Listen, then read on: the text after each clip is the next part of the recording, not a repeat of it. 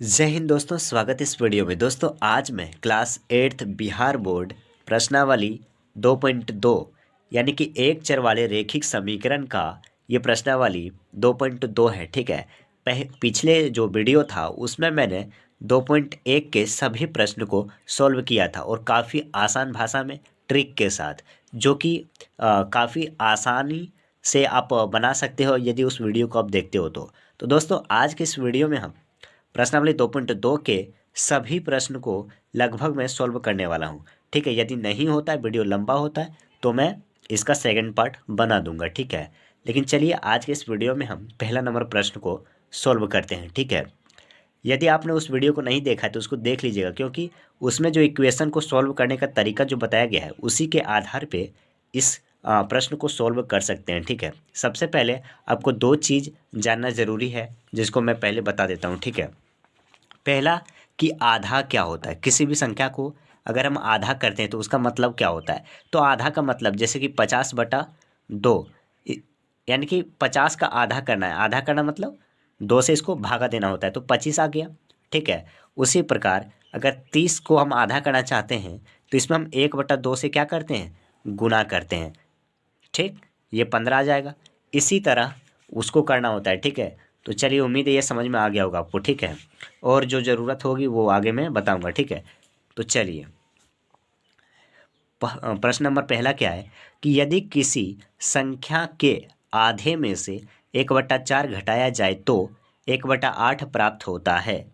संख्या ज्ञात कीजिए। यानी कि वो कौन सी संख्या है जिसको कि 1/4 घटाया जाए उसके आधा में से, तब 1/8 प्राप्त होता है। तो इसमें बताया नहीं गया है, तो हम इस तरह के प्रश्न को सॉल्व करने के लिए सबसे पहले क्या करेंगे कि वह संख्या को x मान लेंगे। जो संख्या ये बोलेगा कि ज्ञात करना है उस संख्या को हम पहले सबसे पहले x मानेंगे। तो चलिए कैसे बनेगा उसको हम आगे दिखाते हैं। ठीक है, हम इस वीडियो में पूरे बेसिक से बताऊंगा। ठीक है, इसलिए थोड़ा लंबा हो सकता है, लेकिन आप सीखने के लिए आए हैं तो थोड़ा टाइम तो लगेगा। कोई भी अच्छा काम करने में टाइम लगता है, इसलिए वीडियो को पेशेंस के साथ देखिएगा और अंत तक देखिएगा, तभी आपको समझ में अच्छे से आएंगे। इस तरह के सभी प्रश्न को सॉल्व कर सकते हैं। ठीक है, तो देखिए पहला नंबर प्रश्न कैसे बनेगा। ठीक है, तो सबसे पहले नंबर में क्या करेंगे कि कह रहा है कि यदि किसी संख्या में से, तो वो संख्या मान लेते हैं पहले कि माना कि वह संख्या क्या है, वह संख्या जो है वो x है। ठीक है, मान लिया मैंने कि वो संख्या x है।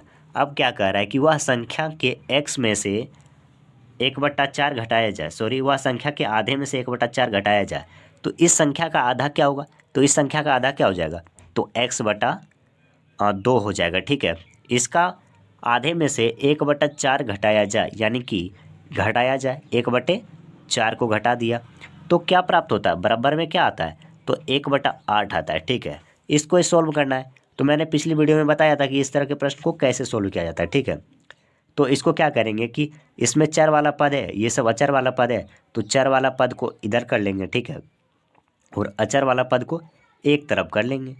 ठीक है, इसको इधर किए तो प्लस में आ जाएगा 1/4। ठीक है, तो x/2 बराबर, अब इसका एलसीएम लेंगे तो 8 आ जाएगा, एक का एक प्लस यहाँ 2 आएगा। ठीक है, तो क्या होगा, तो x/2 बराबर 3/8।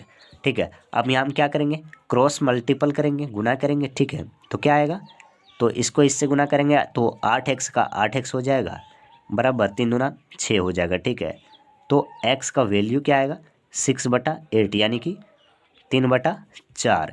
तो x का जो मान आएगा वो 3/4, यानी कि वो संख्या जो है जिसको हम माने थे कि वो संख्या जो है वो x है, तो x का क्या मान आया, 3/4। ठीक है, यही वो संख्या है जिससे हम इतना घटाएंगे, यानी कि x/4 को घटाएंगे तो क्या आएगा, 1/8 प्राप्त होगा।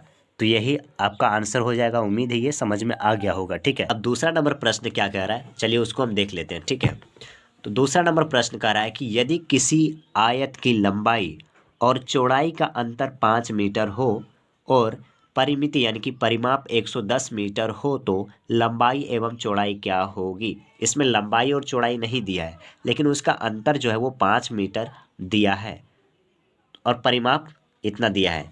तो यहाँ सबसे पहले हम तो उम्मीद है कि आपको पता होगा कि आयत जो होता है, आयत जिसमें दो भुजा जो है वो समान होती है, आमने सामने की दोनों भुजा जो है वो समान होती है, ठीक है। ये दोनों समान है, ये दोनों भी समान है, ठीक है। तो लंबाई को अगर हम x मानेंगे, ठीक है, यानी कि ये लंबाई को अगर हम x मानेंगे तो चौड़ाई क्या हो जाएगी, तो चौड़ाई जो हो जाएगी वो x माइनस 5 हो जाएगी, क्योंकि इन दोनों का अंतर जो है वो 5 दिया है, ठीक है। तो यहाँ माना कि लंबाई जो है वो x है, तो चौड़ाई क्या हो जाएगी, चौड़ाई हो जाएगी x माइनस 5, ठीक है। उसके बाद क्या करेंगे हम, उसके बाद अकॉर्डिंग टू प्रश्न, ठीक है, यानी कि प्रश्न के अनुसार, ठीक है।